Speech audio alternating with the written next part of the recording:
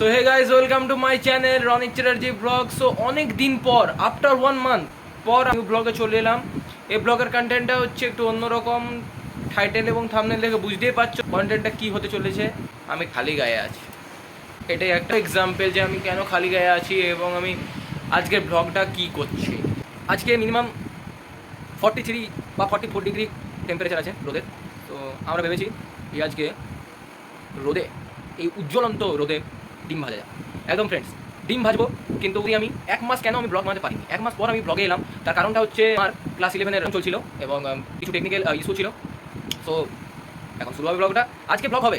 So friends, দেখতে থাকুন, সঙ্গে থাকুন, ভালো লাগবে।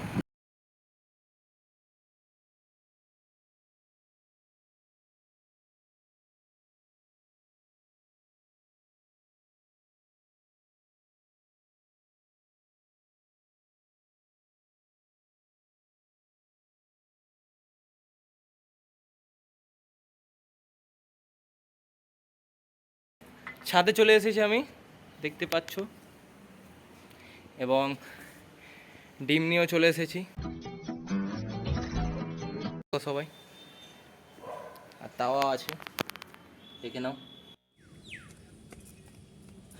সো স্ক্রিনে তোমরা দেখতেই পাচ্ছ যে কত ডিগ্রি টেম্পারেচার আছে রোদের আসানসোলে।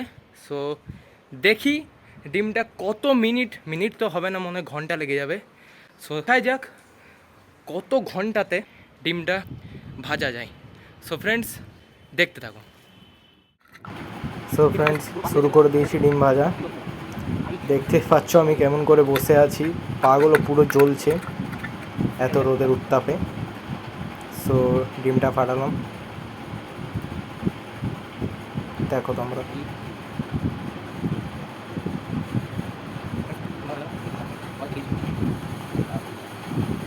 ডিমটা ফেলিয়ে দেবো এবারে। সো চলো ফ্রেন্ডস, দেখি এবারে ডিমটা কেমন করে ভাজা হয়। A few moments later. So friends, এত রোদে আছি, দেখতে পাচ্ছ তোমরা কত রোদ। 42 ডিগ্রি টেম্পারেচার চলছে, মামুলি কথা কি।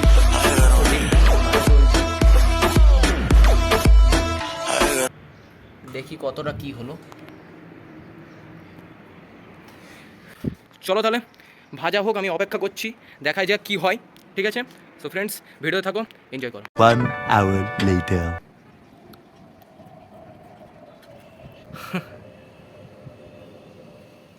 ভালো করে ভাজা হয়নি, তাও রোদ দেখুন কত, তাও ভালো করে ভাজা হলো না। ঠিক আছে, কই নেই। ডিমটা দেখতে পাচ্ছ তোমরা, ভালো করে ভাজা হয়নি। আমি রোদ থেকে নিয়ে চলে এলাম, ছাওয়াতে আছি, দেখতে পাচ্ছ এত রোদ, দাঁড়াতে পারছি না আমি। সো ফ্রেন্ডস, দেখতে পেলে তোমরা যে কতটা ভাজা হলো ডিমটা।